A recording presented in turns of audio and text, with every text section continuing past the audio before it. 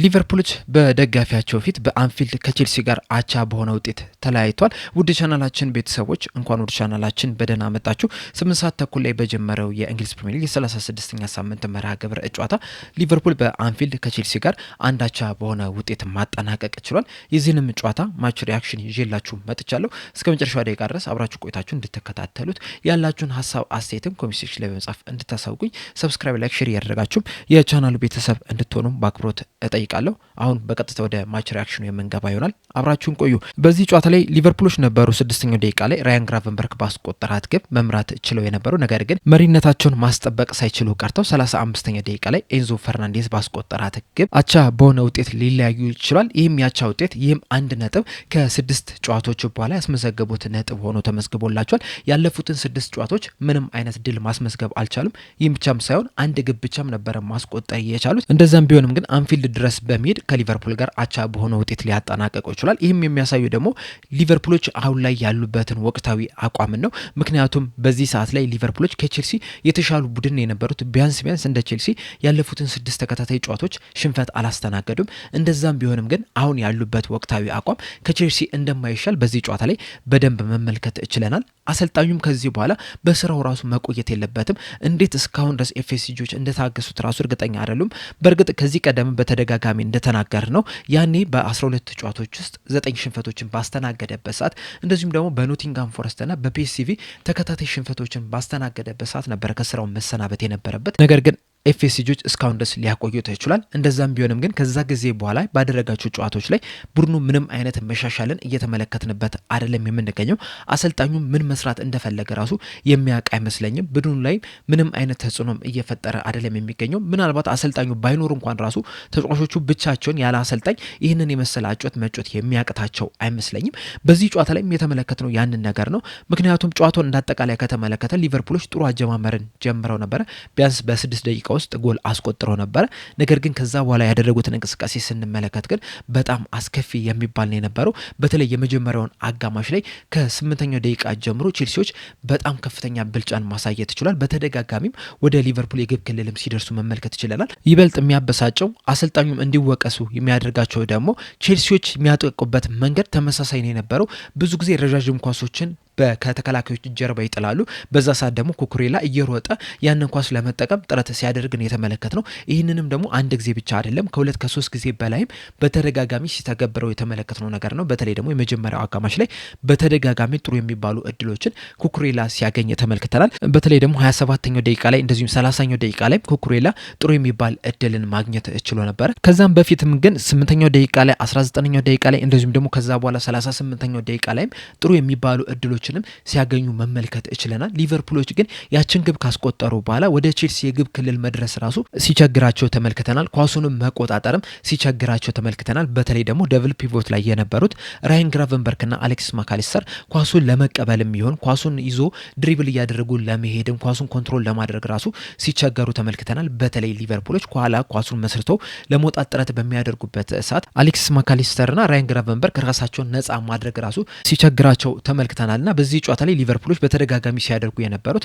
ኳሱን ቨርጅል ቫንዳይክ ይዛል። ቨርጅል ቫንዳይክ ለኬርኬዝ ይሰጣል። ኬርኬዝ ደግሞ ለሪዮ እንጉማ ይሰጣል። ሪዮ እንጉማ የሚያቀበለው ተጫዋች ሲያጣ መልሶ ለኬርኬዝ፣ ኬርኬዝ ደግሞ ለቨርጅል ቫንዳይክ፣ ቨርጅል ቫንዳይክ ለኮናቴ፣ ኮናቴ ለከርቲስ ጆንስ፣ ከርቲስ ጆንስ ደግሞ ለቨርጅል ቫንዳይክ። እንደዚህ አይነት ነበረ የሊቨርፑል አጮት የነበረው።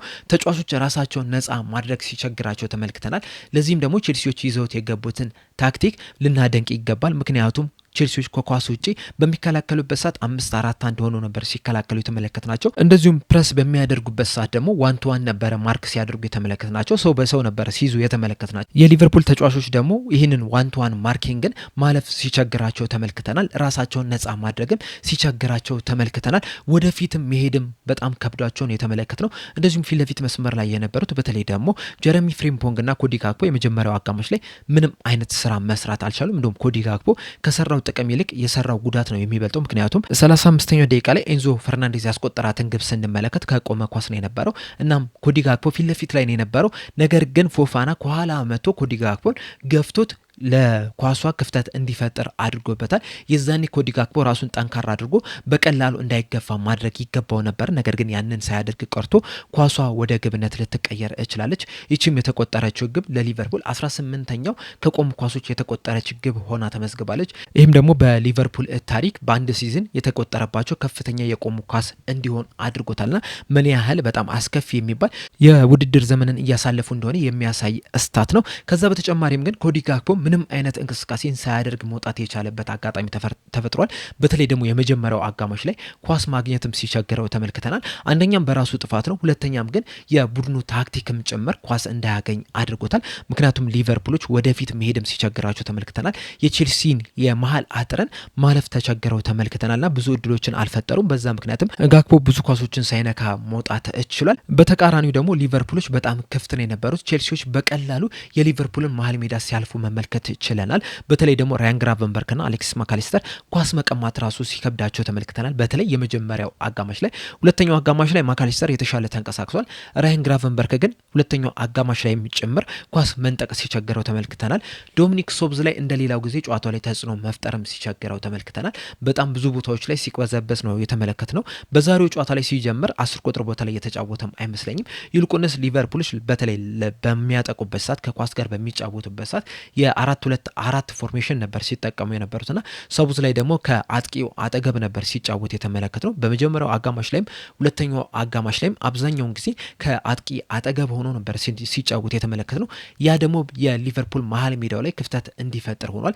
ምክንያቱም ራያን ግራቨንበርክና አሌክስ ማካሊስተር ምንም እንኳን ጎበዝ ቢሆኑም ነገር ግን ደግሞ ቦታዎችን ከቨር ማድረግ አይችሉም። በተለይ ደግሞ አሌክሲስ ማካሊስተር ልክ እንደ ራያን ግራቨንበርክ ወይም ደግሞ እንደ ዶሚኒክ ሶብዝ ላይ እየተሯሯጠ ቦታዎችን ከቨር ማድረግ አይችልም። በዚህ ረገድ ራያን ግራቨንበርክ የተሻለ ነው። ምናልባት በዚህ ጨዋታ ላይ ራያን ግራቨንበርክና ዶሚኒክ ሶብዝ ላይ በደብል ፒቮት ላይ ቢሆኑ ኖሮ የተሻለ ይሆን ነበር ብዬ አስባለሁ። ቢያንስ የተለያዩ ቦታዎችን ከቨር ማድረግ ይችላሉ። ቢያንስ ድሪብል እያደረጉም ተጫዋቾችን ማለፍ ይችሉ ነበረ። ነገር ግን በዚህ ጨዋታ ላይ መመልከት አልቻለም። እንደዚሁም ከመሀል ሜዳው ክፍት ከመሆን በተጨማሪም ደግሞ ሊቨርፑሎች በቀኝ ክንፍ የተከላካይ ስፍራው ላይ በጣም ሲቸገሩ መመልከት ይችላል። ከርቲስ ጆንስ ከኳስ ጋር ጥሩ ነው የነበረው። ነገር ግን ደግሞ ከኳስ ውጪ በተለይ በሚከላከሉበት ሰዓት ላይ በጣም ሲቸገር መመልከት ይችላል።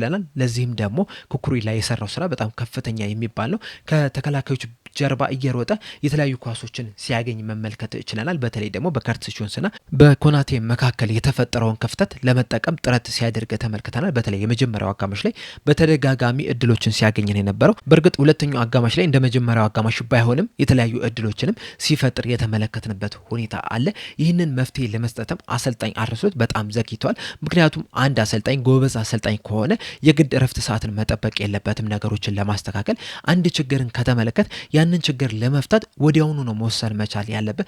ነገር ግን አሰልጣኙ ያንን ነገር ማድረግ አልቻሉም፣ ወይም ደግሞ ያንን ለማስተካከልም አቅሙ አልነበራቸውም። በዛ ምክንያትም የመጀመሪያው አጋማሽ ላይ በተደጋጋሚ ሊቨርፑሎች በዛ አቅጣጫ በጣም ሲቸገሩ መመልከት ይችላል። በዛ ምክንያትም እንግዲህ በጨዋታው መሀል ከርቲስ ጆንስና ኢብራሂማ ኮናቴም ሲጨቃጨቁ የተመለከትንበትም አጋጣሚ አለና ለዚህ ሊቨርፑሎች ለተቸገሩበት ነገር አሰልጣኙ ምንም አይነት መፍትሄ መስጠት አልቻሉም። ሁለተኛው አጋማሽ ላይም ተመሳሳይ ነገር ነው የተመለከትነው። በእርግጥ ቼልሲዎች አጀማመራቸው ላይ በጣም ጥሩ ነው የነበሩት። ከዛ በኋላ ሊቨርፑሎች ወደ ጨዋታው ለመመለስ ጥረት አድርገው ነበር። እንደዚሁም አንዳንድ ሙከራዎችንም አድርገው ነበር። በተለይ ደግሞ ቨርጂል ቫን ዳይክና ዶሚኒክ ሶብዝ ላይ አንግል የገጨባቸው ኳሶች ተጠቃሽ ናቸው። ከዛ ውጭ ግን ያን ያህል ወደፊት ሲሄዱ አልተመለከትንም። እንዲሁም ከጎላቸው ራሱ ወደ ቼልሲ የግብ ክልል ለመድረስ ራሱ በጣም ሲቸገሩ መመልከት ይችላል። እንደ አጠቃላይ ተጫዋቾቹ ራሱ ለመጮት ራሱ ሞራል የነበራቸው አይመስልም። በጣም ግራ የተጋቡ ነው የሚመስሉት። እንደዚሁም ደግሞ ጨዋታው ሳይጠናቀቅ ገና 70ኛው 60ኛው ደቂቃ ላይ ራሱ አንዳንድ ተጫዋቾች ተዳክሞ መመልከት ይችላል። አሁን ለምሳሌ ራያን ግራቨንበርክ ጨዋታውን መጨረስ አልነበረበትም።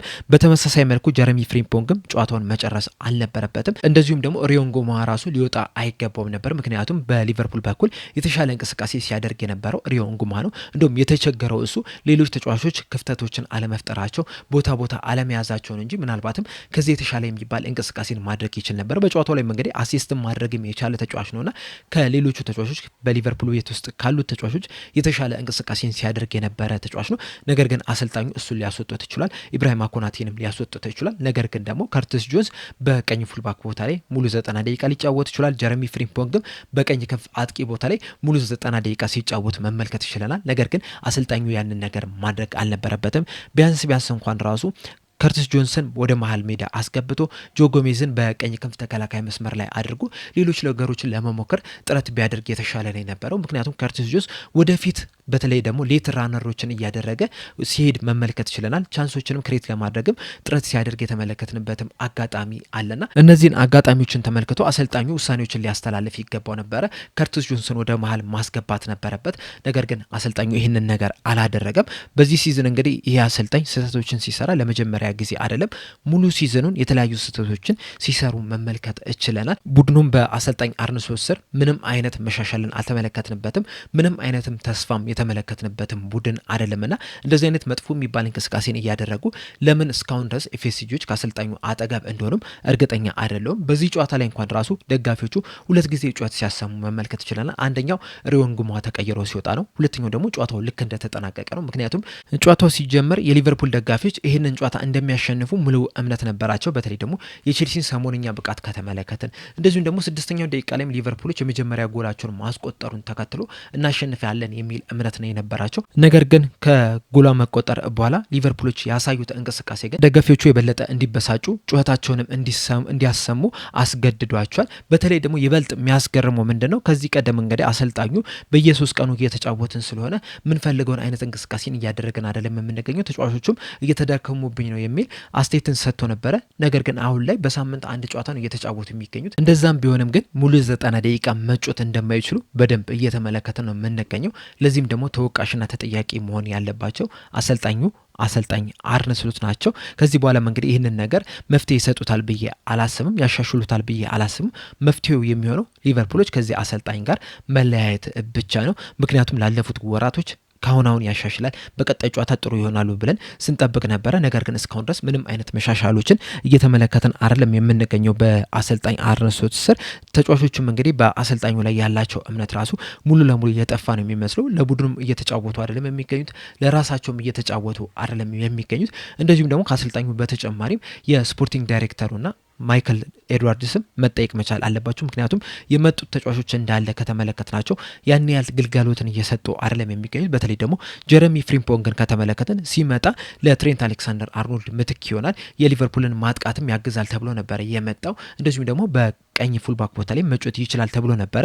ነገር ግን ባለፉት 3-4 ጨዋታዎች እንደተመለከትነው ከሆነ በቀኝ ፉልባክ ቦታ ላይ እየተጫወተ የሚገኘው የመሀል ሜዳው ተጫዋች የሆነው ከርቲስ ጆንስ ነው። ፍሪምፖንግ በአንጻሩ ደግሞ ቀኝ ፉልባክ ቦታ ላይ ይጫወታል ተብሎ መጥቶ እየተጫወተ ያለው ግን በቀኝ ክንፍ አጥቂ ቦታ ላይ ነው። ለዚህ እንግዲህ አሰልጣኙ ምክንያት አድርገው የሚያስቀምጡት የሙሐመድ ሳላ መጎዳት ነው። ነገር ግን ከመጎዳቱ በፊትም ጀረሚ ፍሪምፖንግን እዛ ቦታ ላይ ሲያጫውቱት ተመልክተናል። ነገር ግን ደግሞ ከሱ የተሻሉ ወይም ደግሞ ከሱ ጋር ሊፎካከሩ የሚችሉ ሌሎች ተጫዋቾች በክለብ ውስጥ አሉ እዛ ቦታ ላይ መጮት የሚችሉ። አሁን ለምሳሌ ፌዴሪኮ ኬዛ በቀኝ ክንፍ በኩል መጮት ይችላል። ይህንንም ደግሞ በሊቨርፑል ሲጫወት መመልከት ይችላል። እንደዚሁም ደግሞ ኮዲ ጋክፖንም እዛ ቦታ ላይ ማጫወት ይቻላል። ካስፈለገም ደግሞ ዶሚኒክ ሶብዝላይም ወደዛ ወጣ እያለ እንዲጫወት ከመሀል ሜዳ ማድረግ ይቻላል። ሪዮን ጉማም እዛ ቦታ ላይ መጫወት ይችላል። እንደዚሁም ደግሞ በ21 ዓመት በታች ቡድን ውስጥ የአመቱ ምርጥ እጩ ውስጥ መግባት የቻለው ኬረን ሞሪሰንም እዛ ቦታ ላይ መጫወት የሚችል ተጫዋች ነውና ቢያንስ እሱን አስገብቶ ራሱ እድል መስጠት ይቻል ነበረ። ነገር ግን አሰልጣኙ ያላቸው ድርቀት ያላቸው ኢጎ ያንን ነገር እንዳያደርጉ አድርጓቸዋል። በዛ ምክንያትም እንግዲህ ሊቨርፑሎች በዚህ ሲዝን በጣም አስከፊ የሚባልን የውድድር ዘመን እያሳለፉ ነው የሚገኙት። ምናልባትም በዚህ አካሄዳቸው የሚቀጥሉ ከሆነ በቀጣይ ዓመትም የሻምፒዮንስ ሊግ ተሳታፊ ላይሆኑ የሚችሉበት እድል አለ። ምክንያቱም በርነማውዞች ቀጣይ ጨዋታቸውን የሚያሸንፉ ከሆነ ከሊቨርፑል ጋር ያላቸው የነጥብ ልዩነት ወደ 4 ይጠባል። ቀሪ ጨዋታዎች ደግሞ 2 አሉና በነዛ 2 ጨዋታዎች ላይ በርነማውዞች የሚያሸንፉ ከሆነና ሊቨርፑሎች የሚሸነፉ ነጥብ የሚጥሉ ከሆነ ምናልባትም በቀጣይ ዓመት በሻምፒዮንስ ሊግም ላይሳተፉ የሚችሉበት እድል ሊኖር ይችላልና የአሰልጣኝ አርነ ስሎት እስካሁን ድረስ በአሰልጣኝነታቸው መቆየታቸው እንግዲህ ሊቨርፑሎችን ብዙ ዋጋ እያስከፈላቸው ነው የሚገኘው። ከዚህ በኋላም እንግዲህ ክለቡ ምን ያህል ጊዜ ይታገሳቸዋል የሚለውን ነገር አብረን የምንመለከት ይሆናል። ነገር ግን በቀጣይ ዓመትም በአሰልጣኝነታቸው የሚቀጥሉ ከሆነ ግን ሊቨርፑሎች አሁንም በቀጣይ ዓመትም በጣም ትልቅ ችግር ውስጥ ሊገቡ ይችላሉ ብዬ ነው የማስበው። የእናንተን ሀሳብ አስተያየት በጨዋታው ዙሪያ የተመለከታችሁትን ነገር እንዳለ ኮሜንት ሴክሽን ላይ በመጻፍ አሳውቁኝ። ለአሁን ግን እዚህ ላይ አበቃው። እስከ መጨረሻው ደቂቃ ድረስ ስለተከታተላችሁን ከልብ አመሰግናለሁ። በቀጣይ በሌላ እስከምንገናኝ ድረስ ግን ሰብስክራይብ፣ ላይክ፣ ሼር ማድረግ እንዳትረሱ። ቸር ያቆየን።